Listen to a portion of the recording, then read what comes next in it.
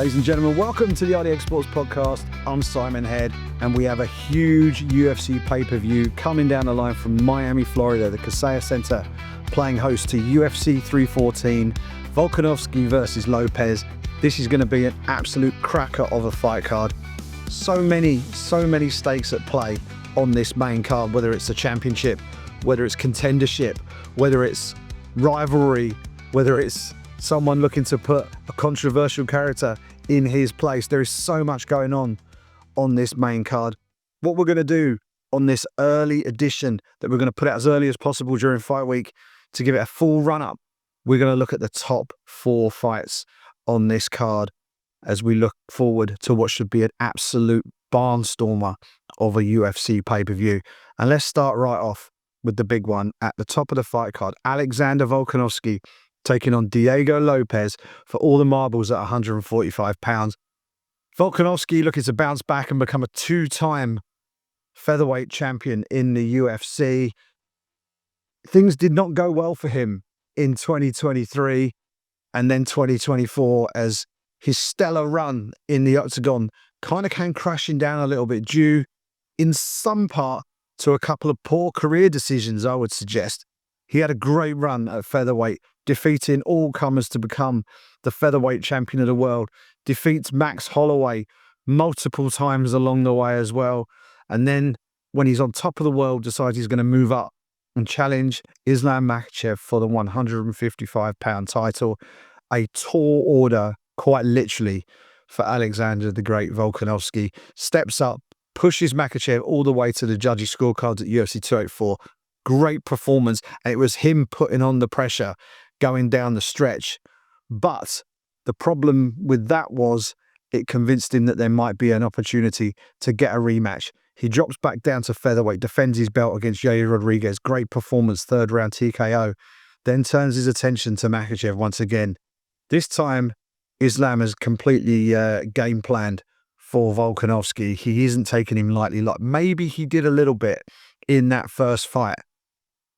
Islam Makhachev wins that fight by 1st round KO. Head kick, follow-up punches, game over, gone.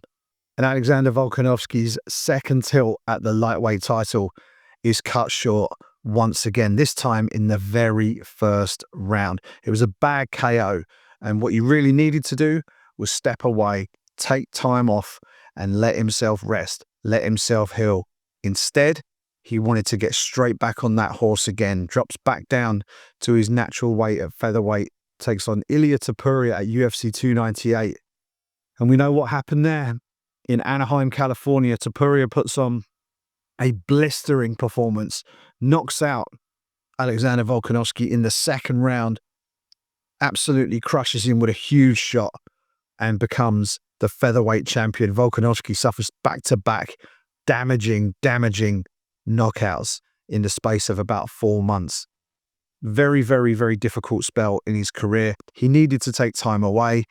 Wisely, he has. He's taken time away. We haven't seen him in the cage since February 17th, 2024. But he will be back this coming weekend when he takes on Diego Lopes, and he will do it for the vacant championship at 145 pounds. That's because Ilia Topuria has relinquished the title at featherweight to move up and compete at 155. It's a move that I think needs more credit than it actually has been getting. Normally, what we've seen is people win a belt, hang on to it, and then jump a division to try and hold 2 belts simultaneously, trying to follow the formula that we saw Conor McGregor do back in 2016, I think it was, when he captured the lightweight title at Madison Square Garden, defeating Eddie Alvarez to become a simultaneous 2-division champion. But during that run, McGregor never defended that featherweight belt. As it turned out, he never defended the lightweight belt either. But the situation with Alexander Volkanovski, now he gets the chance to fight for the vacant belt again because Topuria has vacated the belt to move up to 155 and to potentially challenge for that lightweight title. Who will he take on? He will take on Diego Lopes, who I think is one of the success stories in the UFC over the last couple of years. Steps into the UFC on short notice in May 2023, takes on Movsar Evloev, takes in the distance in a losing effort, earns a cool 50 Gs, check for fight of the night. It was a great matchup in Newark, New Jersey. That was his lone defeat in the UFC. Since then, it has been win after win after win. Gavin Tucker submitted in the first round in Nashville. I think that might even have been a submission of the year candidate in 2023. He then knocks out former CFFC champion and a submission ace Pat Sabatini at UFC 295 in New York City in November 2023. Then we move into 2024. Outstrikes the striker Sadiq Youssef. TKO. 1 minute, 29 seconds was all that Diego Lopes needed to get the stoppage win. That then earned him a shot at Brian Ortega T-City, due to take on Diego Lopes at UFC 303 in Las Vegas International Fight Week. But the fight didn't happen. The morning of the fight, or the night before the fight, Ortega gets taken sick, has to pull out of the fight. In steps Dan Ige on just hours' notice to take on Lopes, puts on a great fight, really entertaining fight. They did it at a catch weight at 165 due to the short notice. It was 2 days before the fight that Ortega was taken ill. It meant that the weigh-in happened as a 165-pound catch weight. In steps Ige, great fight, but it was Diego Lopes who got the job done, unanimous decision. But we did eventually see that fight between Diego Lopes, Brian Ortega, UFC 306. Would it be T-City and his submissions? Would it be Diego Lopes' own jiu-jitsu? Or could it be Lopes' striking? Well, it turned out it was a little bit of everything. The fight went all 3 rounds. Lopes gets the job done on the scorecards to win 5 in a row in the UFC and is now ready to challenge for championship gold. It looked like he was going to be potentially next to take on Ilia Topuria, but with Topuria moving up, one former champion departs, another former champion steps in, and it's Volkanovski versus Diego Lopes for all the marbles at 145 pounds. Should be an absolute cracker. How do we think this is going to go down? This is a really tough one. I think the question is, how much has that rest helped get Alexander Volkanovski back to prime Volk that we saw before he moved up to 155 pounds? If that has been a suitable reset and has got him back to his best, it's hard to back against the pound-for-pound great that is Alexander the Great, Volkanovski. But Diego Lopes is bigger at the weight. He's probably a little bit stronger at the weight. I think he has more finishing ability at the weight. So I think just looking at it head-to-head, Lopes is the hot hand right now. He's the one in form. He's the one coming into this bout on a win streak. You take a look at the form of Volkanovski. He's lost 3 of his last 4. He's lost his last 2 by knockout. And Diego Lopes on the latest issue of UFC Countdown, check it out, a good episode. They always are.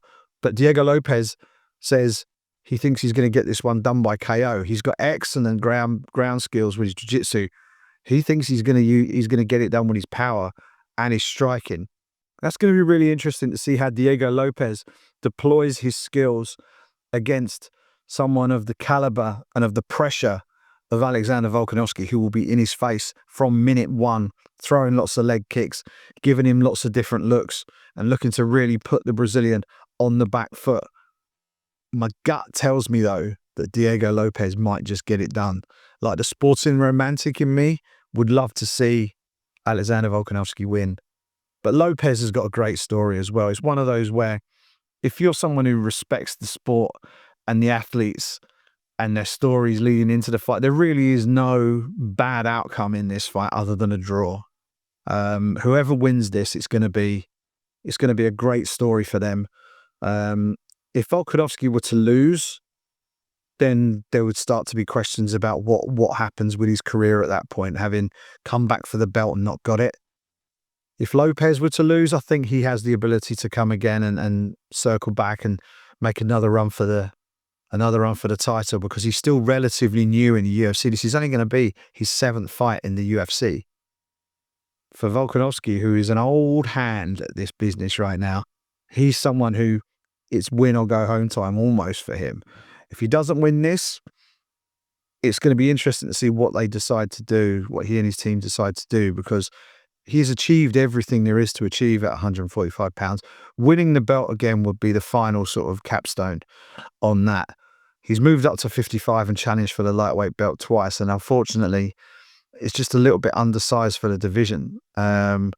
And against someone as big and as powerful as Islam Makhachev, who's basically a welterweight fighting at 55, it was just a little bit too much. So you want to think that, well, it's tricky to know where he's going to go after this if he loses, but we shall see. We shall see. He wins the fight, we could have another title run on our hands for Alexander the Great. But Diego Lopes is a man with a hot hand, and I've got a sneaking suspicion that he might get the job done next weekend in Miami, Florida. All right, let's take a look at the co-main event at UFC 314, and a fight that really seems to have captured the imagination of fight fans on both sides of the Atlantic. Michael Chandler, Paddy Pimblett at 155 pounds. This is going to be fireworks no matter which way you shake this up. It's going to be huge, but which way is it going to go? Michael Chandler, I mean, look at it on paper. It's a man with very little form against a man with a ton of form. Michael Chandler has lost 4 of his last 5 fights. He's lost 4 out of 6 in the UFC. His only UFC wins have come to Dan Hooker and Tony Ferguson. Tony Ferguson, who is also defeated by Paddy Pimblett. So Dan Hooker is the only other win that he's had in the UFC. He's lost to Charles Oliveira. He got stopped in the second round in a fight that he was winning and nearly won in the first round for that vacant lightweight title. He loses on the scorecards in an absolute thriller against Justin Gaethje at UFC 268 at Madison Square Garden. He then returns to Madison Square Garden to take on Dustin Poirier after the Tony Ferguson fight at UFC 281, loses by third round submission, and then takes on Charlie Olives again at UFC 309, loses again on the scorecards. Bonuses for almost every single one of his fights. I think the only fight he didn't get a bonus in was the one where he was stopped by Charles Oliveira for the lightweight title. Every other fight he's picked up either a performance of the night or a fight of the night bonus. Michael Chandler is box office. Whenever he steps into the cage, crazy stuff happens, and it's always wildly entertaining. Tactical nous is not something Michael Chandler is particularly known for. Going in there and just throwing down and putting on a show absolutely is what Michael Chandler is known for. And someone else who likes to put on a show is his dance partner on Saturday night, Paddy the Baddy Pimblett, former Cage Warriors featherweight champion, undefeated in 8 fights, 8 wins in a row. The last 6 of those have come in the UFC. The difference between him and Chandler's gone straight in and has been competing at the elite level of that 155-pound division. Paddy's come in at the bottom and has worked his way up. He has gone through Luigi Vendramini, Rodrigo Cazula-Vargas, Jordan Levitt, Jared Gordon, Tony Ferguson, and most recently at UFC 304, King Green. And what we've seen is a steady progression in performances. We had that one fight against Jared Gordon in Las Vegas at UFC 282. That really seemed to me like the line in the sand for Paddy Pimblett, because that was a fight that a lot of people thought he lost. Looking back on the fight, it's a fight that Paddy himself admits was way, way closer than he thought it was at the time. It was a tough, tough night, and he very nearly lost that. Some people think he was kind of fortunate that he won, but he did just enough to eke out the decision on the scorecards. And since then, he's leveled up. Tony Ferguson, he was superb, wins the fight by decision. Then against King Green, a guy who was expected to cause him some problems with his very tricky style, excellent submissions, tricky striking. Paddy lights him up on the feet, then submits him, chokes him out with a triangle choke. Unbelievable performance from Paddy Pimblett. Moves himself up into the upper echelon of that UFC lightweight division. And here we go. He's taking on Michael Chandler in a huge fight in the UFC lightweight division. So we know the matchup. We know the form. How do we think he's going to go down on Saturday night? Michael Chandler is all gas, no brakes, throwing punches at full power at all times, pushing forward, winging shots with a complete disregard for his own health and well-being as he does so. You got Paddy Pimblett, who I think probably is a more tactical fighter. He has quite an open striking style himself, and maybe doesn't have that one-shot power that Michael Chandler has, but he's big, he's rangy, and he's awkward, and he's difficult to get in on. I mean, people have said that Paddy's striking defense isn't great. Very few people have managed to get to him, though. I know he's working his way up the levels, and he's gradually facing better opposition as he does, but he's leveling up as well. And I'm really, really looking forward to seeing how he handles Chandler on the feet. Chandler will be a couple of inches shorter than him. You'll have a reach disadvantage. So Chandler's going to be blitzing. He's going to be blitzing in, looking to throw big overhands. Pimblett's going to be looking to move off the center line, or maybe even just dip his head and throw some stuff straight down the middle, because you throw stuff straight down the middle of Michael Chandler, you're probably going to find him. So this is going to be a really interesting one to see how the styles pan out. If the fight goes to the mat, we're in Paddy Town. He is a dominant grappler, and he has got everything in the book to be able to submit Michael Chandler. He will be bigger than Chandler on the mat. He'll be able to use his length to stretch out Chandler, and whether it be a triangle, whether it be a rear naked choke, whatever it may be, Paddy and his grappling are right there for him if this fight goes to the mat. I think Chandler's going to be playing floor is lava in this fight. He's going to be doing everything he can to stay standing. He's going to be waving at the crowd. He's going to be playing up to the crowd if the fight does go to the mat. But make no mistake, Paddy is a very, very, very dangerous threat if the fight goes to the floor. But let's not sleep on Paddy on the feet. He may not have that well-documented one-shot knockout power, but he throws very unorthodox strikes. His knees can be a real problem. And what you've got to bear in mind is, with a fighter like Chandler, who comes barreling in, everything you throw, the power is just going to be multiplied. If you connect with someone who's charging in with the sort of impetus that Michael Chandler arrives at, it's going to be bad news for Chandler. So it's really a case of, can Paddy stay away from those leaping hooks and connect with stuff of his own? If he can, I think he can hurt Chandler on the feet. I really do. And another weapon that I think will be very, very valuable to Paddy in this fight is the leg kicks. We've seen Chandler undone with leg kicks before. And I think that Paddy uses them really well. He's not someone who is known for finishing fights with leg kicks, but he uses them really well in his fights, and he uses them to set up other things. And I think that they probably view Chandler as someone who's pretty much tailor-made for his style, because he's not going to have to go looking for him. He's not going to have to go working openings against Chandler. Chandler's going to come right at him, and he's going to be wide open. He's going to be throwing heavy leather when he does so. So there's obviously the danger there, but he's not going to have a problem finding Chandler. So that's what I'm really looking forward to seeing. It's going to be, can Paddy be defensively responsible enough to avoid what Chandler's throwing, while also being smart enough and on point enough in those exchanges to take full advantage of Chandler's wide open style when he comes in. So I'm really looking forward to how this one goes. It could go either way. If Chandler lands something big, then the whole Scousers don't get knocked out line will have to be put to rest. However, I've got a sneaking feeling Paddy might get this done, and this is not the UK guy in me sort of homering on Paddy. I just think that Paddy is leveling up with every fight, and he really impressed me against Tony Ferguson, and he really impressed me against King Green. This is another level up from King Green. With all due respect to King, this is a significant step up again. But I do think that Paddy's still evolving as a fighter. I think Michael Chandler, you know what you're going to get. I don't think he's going to get any better than he is right now. I do think that Paddy will be better than we've seen from him so far. And I think we haven't seen the ceiling for Paddy Pimblett yet. I think we probably have for Michael Chandler. I'm looking forward to how this one goes on Saturday night. I think I'm really keen. Actually, I'm going to pull up UFC.com while I'm here, because I want to know what the early odds are.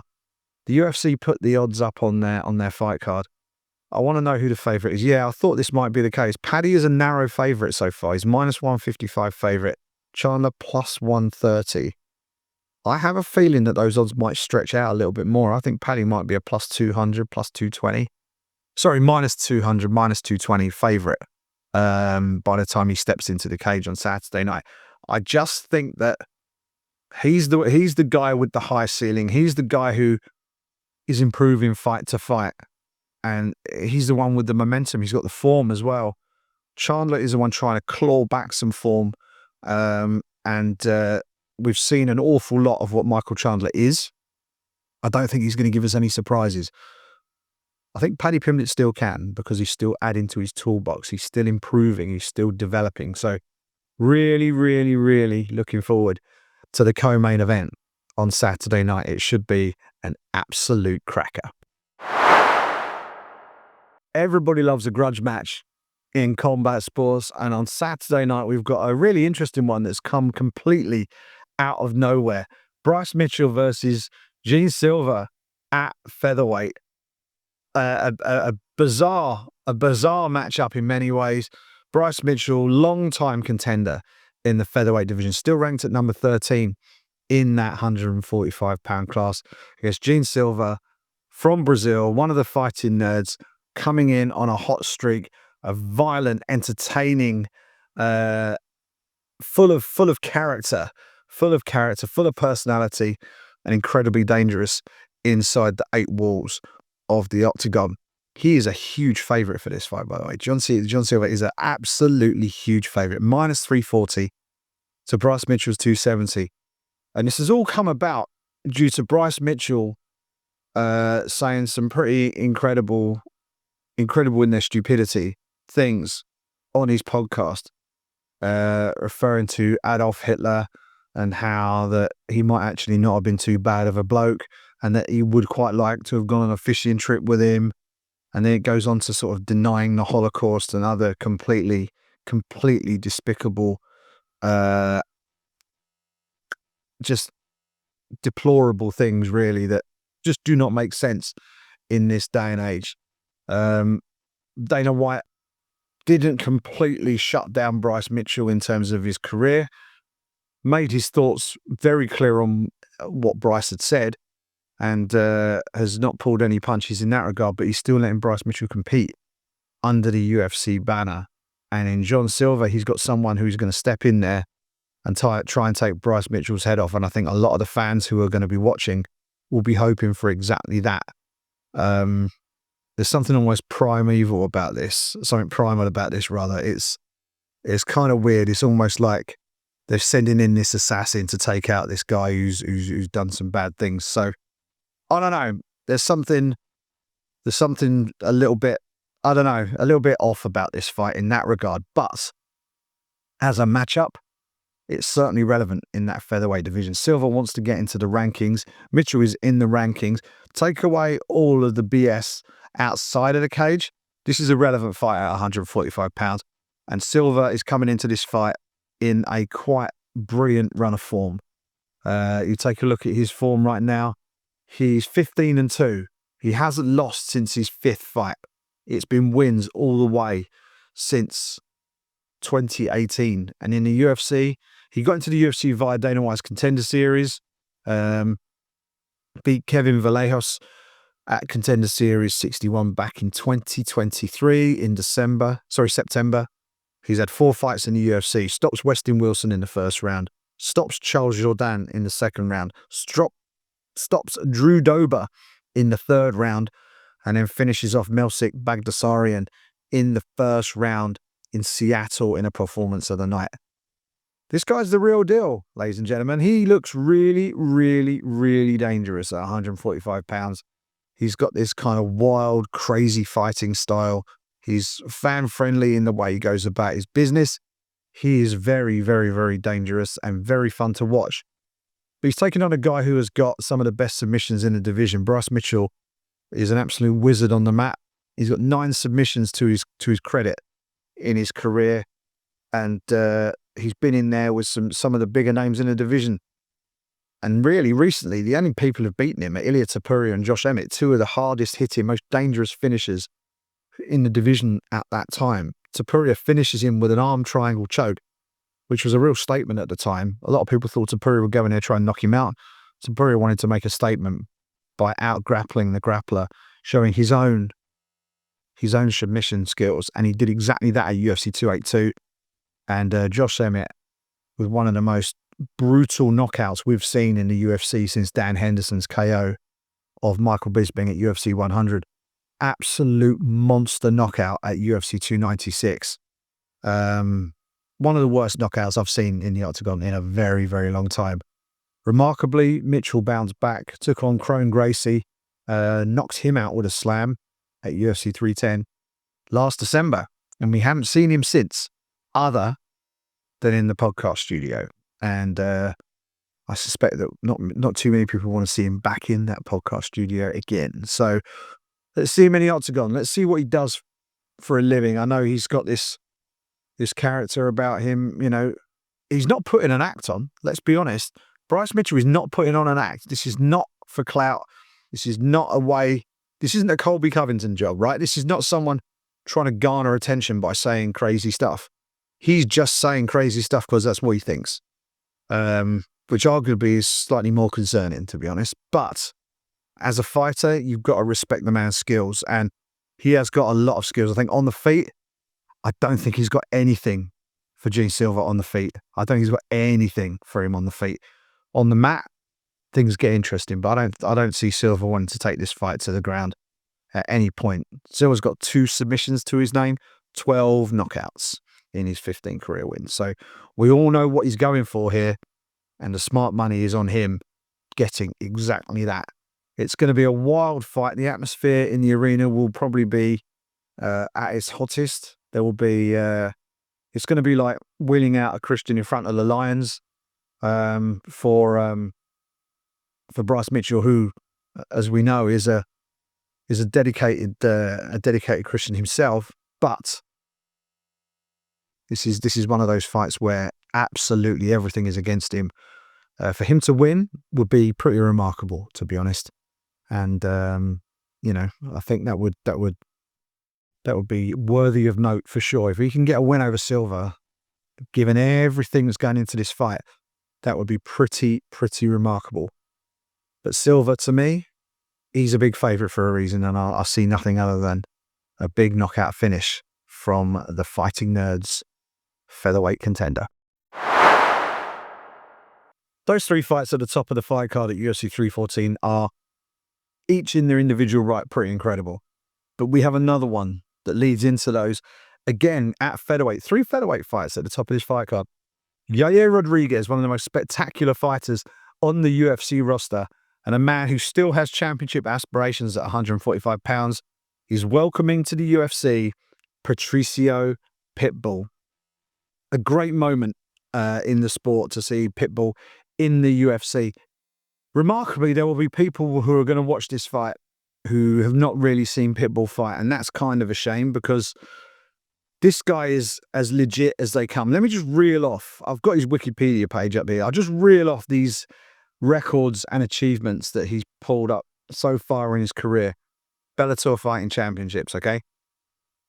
Former lightweight world champion, 3-time former featherweight world champion, defended the title 9 times overall in his career, twice in his first reign, 5 times in his second reign, twice in his third reign. Only the second fighter in Bellator history to capture 2 titles at the same time. First Bellator fighter to have 4 separate championship reigns. Most wins ever in Bellator. Most wins in Bellator featherweight history. Most wins in Bellator title fights. Most title fights in Bellator history. Most fights in Bellator history. Most fights in Bellator featherweight history. This man has got records coming out of his pores. And he is an absolute legend of the sport. It's just that it's all happened under the Bellator banner. And when it happens under the Bellator banner, you get UFC fans who put a giant asterisk next and go, well, it's Bellator. Well, Bellator had some pretty damn good fighters, and he's certainly one of them. And the only question now is, has the timing of this come just after Patricio Pitbull has hit his peak, or is he still very much at his peak? He's 37 years of age. He's had 43 career fights already. He's 36-7. And if you want to talk about a well-rounded record, 12 wins by KO, 12 wins by submission, 12 wins by decision. Doesn't matter how he gets it done, the man gets it done. And for him to be stepping into the UFC now is, for someone who covered Bellator a lot earlier in my career, really enjoyed covering Bellator, and particularly when they came over to the UK. Bellator's London shows were always a load of fun to cover, and the Bellator team were always great fun to deal with, and their fights were great. Michael Venom Page was obviously a big star in Bellator back then. We had Douglas Lima, we had Michael Chandler. Obviously, you got Patricio Pitbull. You got his brother Patricio Pitbull. Benson Henderson was in Bellator for a while. So we had some big fights. And really, as in its own ecosystem, Patricio was the man. He was, unfortunately, Bellator no longer exists, right? The PFL bought the brand, bought the name, and that's now been mothballed now. It's done, finished. So Bellator is gone. What that means is that the number one greatest fighter in Bellator history is undeniably Patricio Pitbull. And he now joins the UFC, managed to extricate himself from his inherited PFL contract, and is now going to take on Yair Rodriguez, which is going to be a hell of a fight because they are very different fighting styles. You've got Rodriguez, who is a flashy high flyer almost, throwing loads of spectacular techniques, very long in his fighting style, stays at range, lots of long punches, using his kicks really, really well. Then you got Patricio Pitbull, who very compact, very powerful, like a coiled spring.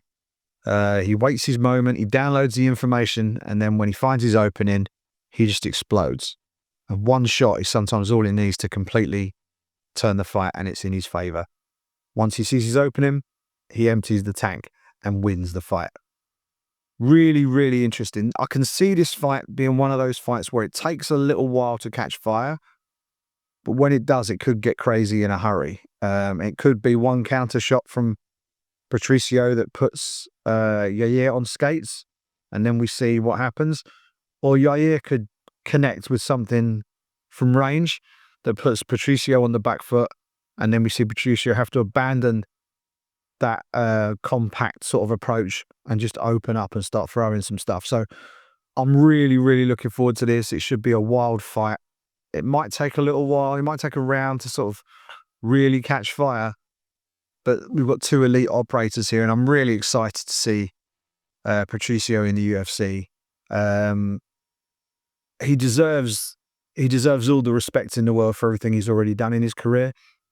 I just hope that however this fight goes, if he loses to Yair, it's a feather in Yair's cap.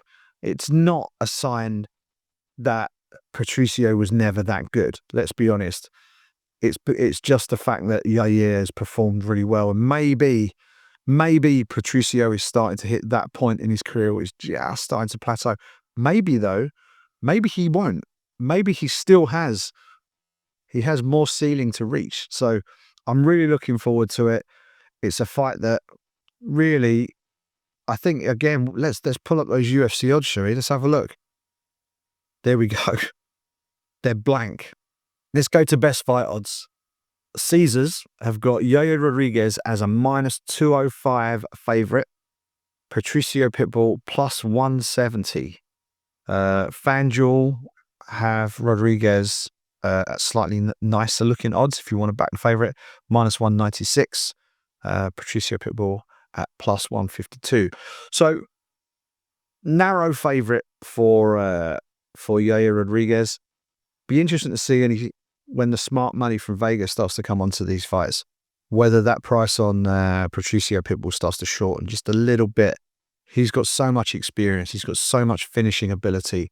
And the one thing that he won't do is freeze on the big stage. He's got that big fight, that big fight personality, that big fight ability. He's been in championship fights for so long in his career. Now he's in the UFC. He now knows what he needs to do. None of this should come as a particular shock to him. He's going in there with a guy who He's going to pose plenty of tests from a stylistic point of view. But he's been in there he's seen a lot of looks in his career already. And if you want for backing a little bit of value, Patricio Pitbull looks like a little bit of a value bet, especially if you want to back him to win the fight by stoppage. You might get some decent odds on him. So, but yeah, really interested to see how that one goes. It could be a breakthrough performance for Yair Rodriguez and really put him into championship contention. If Patricio Pitbull wins, he's right there. He's right there. And if Alexander Volkanovski wins, who wouldn't want to see Alex Volkanovski versus Patricio Pitbull? A fight that a few years ago we were talking about as a fantasy fight that unfortunately we would never see. We're potentially a couple of wins, one for each man, away from that fight being a distinct possibility. Two legends, the greatest featherweight champion in UFC history, Alexander Volkanovski, the greatest featherweight champion in Bellator history, Patricio Pitbull. Who wouldn't want to see that? To be honest, I'd book it even if they both lost.